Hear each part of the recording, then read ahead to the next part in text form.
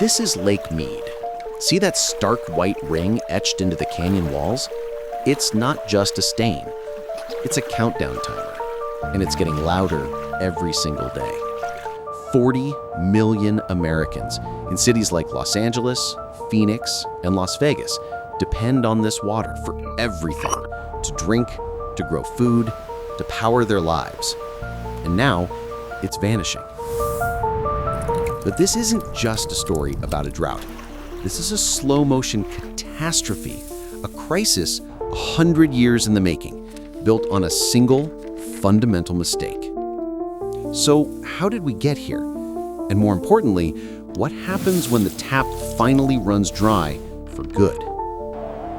To understand this crisis, you have to know the Colorado River was doomed from the start. We promised away more water than the river ever had, bet our future on a mirage, and now the bill is coming due.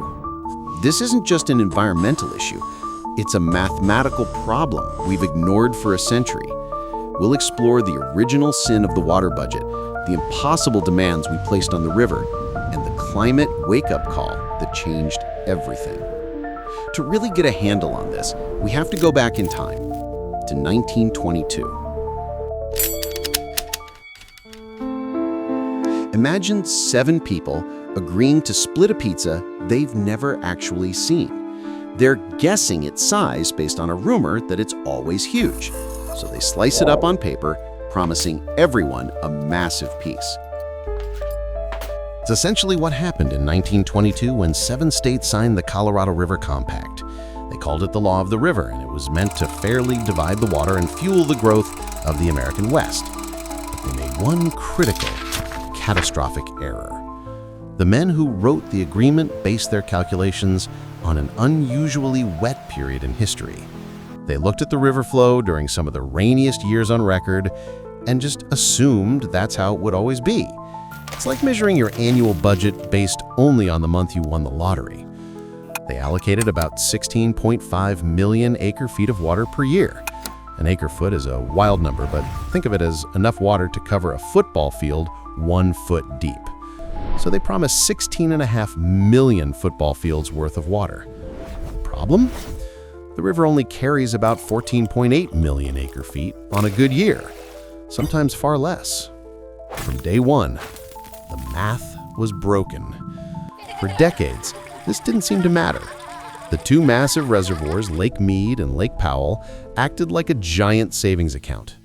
Everyone got their promised pizza because they were just dipping into the savings from that unusually wet period. But you can only live off your savings for so long. That original bad math was just the first domino. The second was what we decided to do with all that imaginary water. If you fly over Arizona or Southern California, you'll see something that makes no sense. Perfect green circles and squares in the middle of a sun-baked desert. That's where the water is going. A staggering 80% of the Colorado River's water doesn't go to showers in Las Vegas or pools in LA. It goes to agriculture. A huge portion is used to grow thirsty crops like alfalfa and hay to feed cattle. We are using the water of one of the driest regions on Earth to grow food for cows in the middle of a desert. It's like finding a single spring in the Sahara and using it to fill a water park instead for drinking. While these green fields were sprouting, the cities exploded. Phoenix, Las Vegas, and Los Angeles became magnets for millions seeking sunshine and opportunity. They built homes, golf courses, and entire communities, all on the promise of a river that was already overpromised. So you had these 2 powerful forces, industrial agriculture and massive urban centers, pulling on the same dwindling resource. For a while, we engineered our way around the problem with more dams and canals, convinced we could conquer nature's limits. We treated the river like a predictable machine. But a river isn't a machine. It's a living system, and it was starting to get sick. The system was stretched to its absolute limit.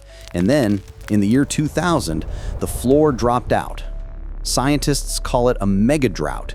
the driest 22-year period in the Southwest in at least 1,200 years.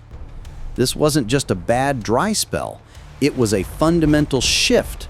The climate was changing. Less snow fell in the Rocky Mountains, the river's source. The snow that did fall melted earlier and more water evaporated under a hotter sun before it ever reached the river. This mega-drought didn't create the problem. It exposed the lie we'd been telling ourselves for a century. That mathematical error from 1922 was no longer an abstract number. It was that bathtub ring at Lake Mead, growing wider each year. The giant savings accounts, Lake Mead and Lake Powell, began to plummet. The levels dropped so low they threatened to hit Deadpool, the point where water is too low to flow through the dams. That means no power generation from Hoover Dam for millions of people. It means the water supply to cities and farms gets cut off, not by 10%, but entirely. The threat was no longer theoretical.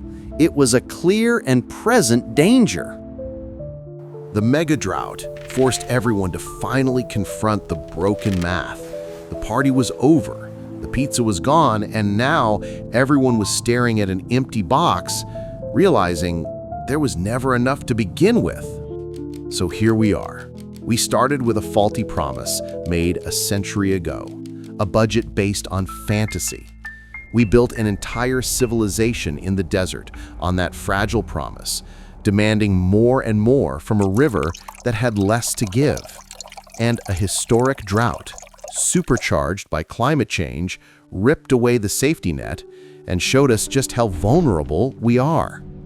The bathtub ring on Lake Mead isn't just a marker of falling water levels, it's a monument to our own hubris, a symbol of our belief that we could bend nature to our will. So what happens when the countdown timer hits 0? It means hard choices. It means farmers leaving fields fallow that have been in their families for generations. It means cities like Phoenix and Las Vegas having to fundamentally rethink growth. It means some of the greenest places in the desert will have to go brown. This isn't a problem we can engineer our way out of with another dam. The only way forward is to use less, a lot less. The story of the Colorado River is more than just a story about water. It's a story about limits. For most of our history, we've lived as if our resources were infinite, but the American West is teaching us a hard lesson. They're not. The question we all have to ask ourselves now is, are we willing to learn that lesson the easy way, or are we going to wait for the river to teach it to us the hard way?